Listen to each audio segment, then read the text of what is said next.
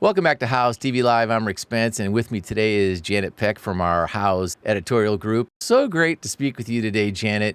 And you're going to share with us a little bit about your backyard. You got a couple of kiddos, another one on the way. I don't know if that's breaking news. Did I just break that news?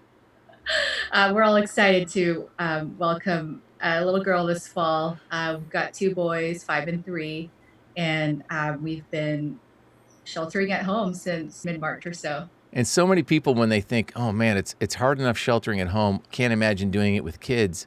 2 kids, now it's going to be 3 kids. So I'm sure you're really glad you spent the time to create this beautiful backyard. How much work did it need?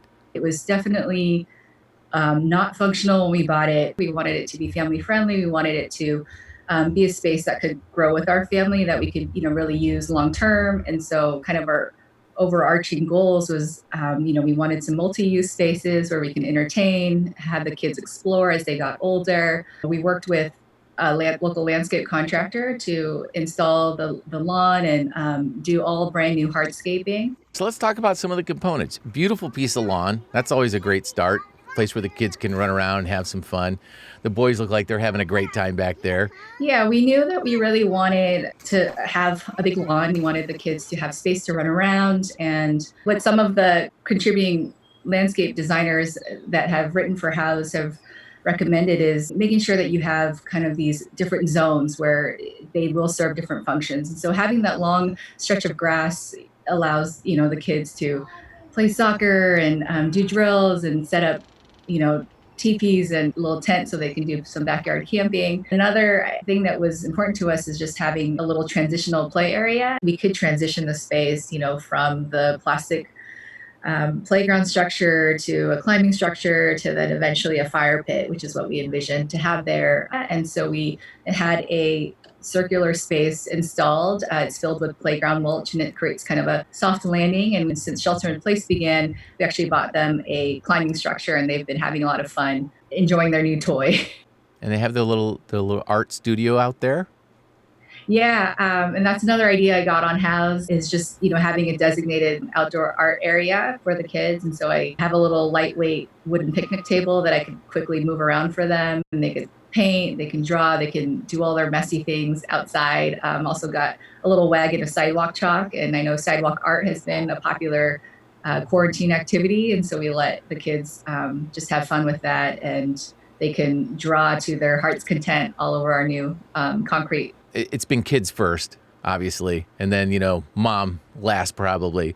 But what are you doing for yourself back there? I see some nice plants happening, and it's sort of a work in progress, right? Yeah, our plantings are definitely work in progress. When we did the landscape renovation, the one thing that we did keep was an apple tree, which is in the front of the house. It's really well established and produces hundreds of apples for us each year. It's super fun for the kids to pick them in the fall, and we love to share them with friends and family and neighbors.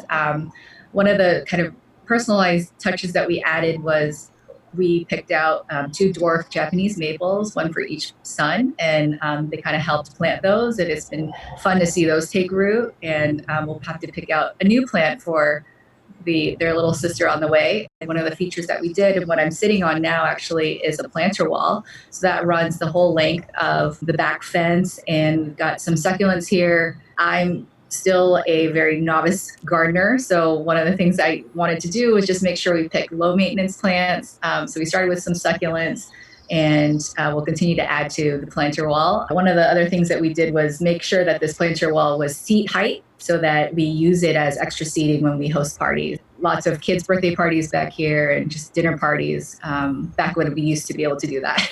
Yeah, I love the seat wall idea. I think that's a super practical thing that a lot of people should consider. What about safety? Was safety an issue? You're putting stuff in the yard. You can't watch them like a hawk all the time. What were the safety considerations for the kids? So our home doesn't face the street. It's on a flag lot. We do share a driveway with the neighbor, and our street is actually pretty busy. So it was important to us to have a fence. And so that was something that we had added once the once the landscape project was done, we wanted to have a fence with a gate that we could lock and make sure that the kids would stay in the yard, and we could kind of keep an eye on them if we're inside the house, and they kind of know their boundaries, to make sure that they shouldn't run to the street and kind of stay inside where mom and dad could keep an eye on them. And it feels like our own little mini private park. Tell me about any specific photos that inspired you for your home. Yeah, there's one in particular that was designed by Habitat London, kind of like our yard, just has a really long stretch in the back of the home. And that really helped shape the vision for how we wanted our space to also look and function. Structures in this particular one had an in-ground trampoline, which they did some clever concrete screens for. And then in the back, they had a little soccer goal. And so I just really liked the look of how clean and modern and simple the lines were. Another photo that really inspired us was from a landscape design project out of Austin by B. Jane Gardens. And that yard also had multi-zones for their two young kids, but in particular, they had this little area that was filled with gravel, sort of like as a sandbox. And she mounted a chalkboard wall, which was really fun for the kids to do chalk art. But also, I think the idea there was, having a space that could transition over time. And so right now it's, serves as kind of a play area for the kids, but eventually, they could build a ADU or a shed or, build something else out in that space. And I think that's also what we wanted to achieve in our little circle. Well, it's a beautiful space. Congratulations, Janet, and thanks for inviting us into your home. My pleasure. You're welcome to come visit anytime as soon as we're able to visit each other. Through the fence, right? I know, it's crazy. We'll see you, Janet. See you. Okay, bye-bye. Bye.